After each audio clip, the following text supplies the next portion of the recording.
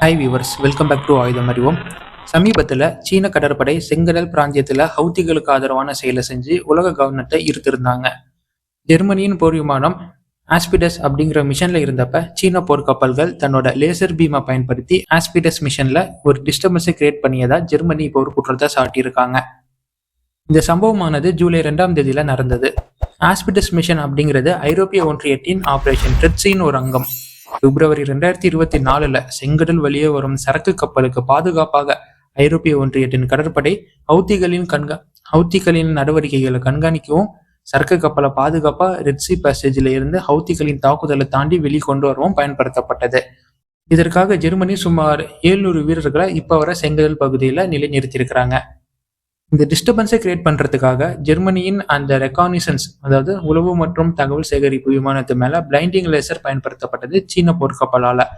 இந்த லேசர் மூலியமா அந்த விமானத்தால தகவல்களை சேகரிக்க முடியல அண்ட் அதோடைய டிஜிபோட்டி அப்படிங்கிற பேசிக்கே மீண்டும் போனதாக தகவல்கள் இருக்கு. சீனர்கள் சீனாவின் கடற்படையை குல்ஃப் ஆஃப் எய்டன்ல அன்ரப் பண்ணிட்டு இருந்தப்ப அந்த சம்பவம் நடந்திருக்கிறதா தகவல்கள் உறுதிப்படுத்தப்பட்டிருக்கு. அன்ரப்னா ஃபியூயல், ஆமோ மற்றும் கிராசரி போன்றவற்றை ஒரு கப்பலில் இருந்து இன்னொரு கப்பலுக்கு டிரான்ஸ்ஃபர் செய்யும் போது இந்த சம்பவம் நடத்தப்பட்டது அப்படிங்கிறது தான் அர்த்தம். சீனாவின் பிரசன்ஸ் ஆனது ஜூன் 10 இருந்தே அங்க இருக்கு. குறிப்பா இந்த கல்ஃப் ஆஃப் எய்டன் பகுதியில இருக்கு. கல்ஃப் ஆஃப் எய்டனுக்கும் ரெட்சில ஆபரேஷன் நடத்தும் போர் கப்பலுக்கும் ரொம்ப நாட்டுகள் மைல்ஸ் எல்லாம் இல்லைங்க. சீனாவின் கடற்படையின் இந்த சம்பவம் ஹவுத்தியின் செங்கடல் நடத்தும் தாக்குதலுக்கும் சாதகமா இப்போ உலக நாடுகள் பார்த்துக்கிட்டு இருக்கிறாங்க. ஜெர்மனியில இருக்கும் சீன அம்பாசிடருக்கும் சம்மன் அனுப்பப்பட்டு சீனாவின் இந்த நடவடிக்கை பற்றின விளக்கங்களும் இப்ப கேட்கப்பட்டிருக்கு. இது மாதிரி சீனா செய்வது அரிதான செயல் அப்படின்னு நீங்க நினைச்சீங்கன்னா அது ரொம்ப தப்பு. அப்பப்ப சீனா பண்ணக்கூடிய விவகாரம் தான் இது. குறிப்பா லேசர். சமீபத்துல ஆஸ்திரேலியா போர் விமானம் மீதும் சீனா லேசரை பயன்படுத்தி மிகப்பெரிய டென்ஷனை இரு நாடுகளுக்கும் இடையே கிரியேட் பண்ணாங்க.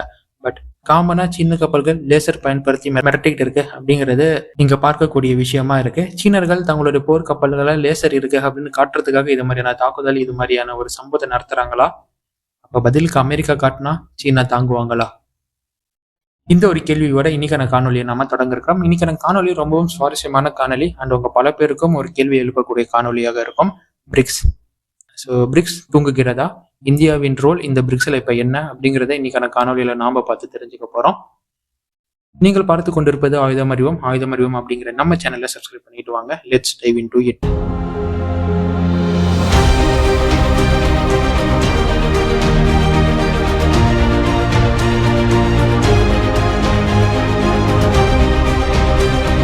பிரிக்ஸ் கூட்டமானது போன வாரத்துல ரியோ டி ஜெனீரோல நடந்து முடிஞ்சது. இதுல இந்தியா பெருசா எதையும் பண்ணல ஃப்ரெண்ட்ஸ். என்னப்பா எடுத்து எடுப்புலையே நீ இப்படி சொல்லிட்ட அப்படின்னு உங்க மனசுல கேள்வி வரலாம். பிகாஸ் பிரிக்ஸே அந்த கூட்டத்துல எதுவும் பண்ணல. அப்படிங்கிறப்ப இந்தியா மட்டும் என்னத்த பண்ணிருப்பாங்க? 2 வருஷத்துக்கு முன்னாடி இந்த பிரிக்ஸ் கூட்டம்னா என்னன்னு தெரியுமா ஃப்ரெண்ட்ஸ்?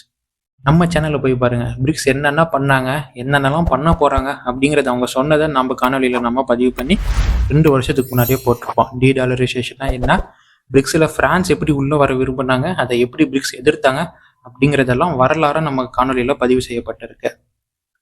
டாலரே அலற விட்ட ஆளுங்க தான் இந்த பிரிக்ஸ் கூட்டமைப்பு நாடுகள். இப்ப பொட்டி பாம்பா அடங்கி போயிருக்கிறாங்க. அதிலும் இந்தியா கப்பு சிப்புன்னு இருக்கிறாங்க, சொல்லவே தேவையில்ல. பிரிக்ஸுங்கிற கூட்டமானது டீடாலரைசேஷனுக்காக உருவாக்கப்பட்ட கூட்டம்னு நீங்க நினைச்சிட்டு இருந்தீங்கன்னா அது ரொம்ப பெரிய தப்பு. இது அதற்கான கூட்டமே இல்லை. அமெரிக்காவும் ஐரோப்பாவும் தான் நீண்ட காலமாக இந்த உலக அரசியலை கட்டுப்படுத்திக்கிட்டு வராங்க. இது ஆமோதிக்கிற மாதிரி யுஎன்எஸ்சி, ஐஎம்எஃப், எஃப்ஏடிஎஃப் மற்றும் யுஎஸ்ஐடைய செயல்பாடுகள் இருப்பவையும் நமக்கு தெரிஞ்ச விஷயம்தான். இதை தான் western world and western dominance அப்படின்னு நாம அளிக்கக்கூடியது. இங்க எதை நிர்ணயிக்கணும், எதை கொள்கையா வைக்கணும், என்னென்ன ஒப்பந்தங்களை யார் கூட போடணும், எந்த பாதுகாப்பு அம்சங்களை வைக்கணும் அப்படின்னு முக்கிய முடிவுகளை இந்த நாடுகள் தான் எடுக்கும். இவங்க எடுக்கிறது தான் முடிவாகவும் இருக்கும். இந்த டாமினன்ஸுக்கு சவால் விட தான் 5 முக்கிய சக்திகள் ஒன்று சேருது. Brazil, Russia, India, China, later south Africa. இந்த 5 நாடுகளின் மக்கள் தொகை மட்டும் உலக மக்கள் தொகையில 40% உள்ளடக்கியது. ஜிடிபி ஆனது, அதாவது மொத்த உள்நாட்டு உற்பத்தியில உலகளவு உற்பத்தியில 25-30% உற்பத்தி திறனை இந்த 5 நாடுகள் மட்டுமே கொண்டு இருக்கு. இது இல்லாம ஒபக் அண்ட் ஒபக் பிளஸ் நாடுகள், அதாவது எண்ணெய் வர்த்தகத்தில் இருக்கக்கூடிய நாடுகளின் பெரும்பான்மையும் இவங்க கூட்டத்துக்குள்ளதான் இருக்கு. So these 5 countries and this 5 countries group BRICS is capable to challenge America and its counterparts அப்படிங்கிறத நம்ம இந்த 3 தரவுல இருந்தே புரிஞ்சுக்க முடியும். இவங்களுடைய நோக்கமானது இந்த மேற்கத்திய அதிகாரத்தை வெஸ்டர்ன் டாமினன்ஸை அளிக்கிறதே தவிர டி டாலரைசேஷனுக்கு எதிரானதல்ல. Dedollarisation is a part of dominance, அவ்வளோதான். நியூ வேர்ல்ட் ஆர்டர் அப்படிங்கிறது தான் இவங்களுடைய அல்டிமேட்டம். இதில் இந்தியாவும் சில காலமும் இப்போவும் இந்த நியூ வேர்ல்ட் ஆர்டருக்காக குரல் கொடுத்துட்டு இருக்கக்கூடிய நாடு தான். அதே சமயம் டி டாலரைசேஷனில் கப்பு சிப்புன்னு போகிறாங்க. If I am not wrong, ஏப்ரலில் பிரிக்ஸின் ஃபாரின் மினிஸ்டர் கூட்டம் நடத்தப்பட்டது. அதில் இந்தியா கிளியராக சொன்னது என்னன்னா, டி டாலரைசேஷனை முன்னிறுத்தும் வர்த்தகத்தில் இந்தியா ஈடுபடாது, அதே நேரத்தில் பைலேட்ரல் ட்ரேட் ஆதரிக்கவும் இந்தியா தவறாது அப்படின்னு சொன்னாங்க. இந்த ரெண்டு ஸ்டேட்மெண்ட்டுக்கும் மிகப்பெரிய வித்தியாசம் இருக்கு மை டியர் ஃப்ரெண்ட்ஸ்.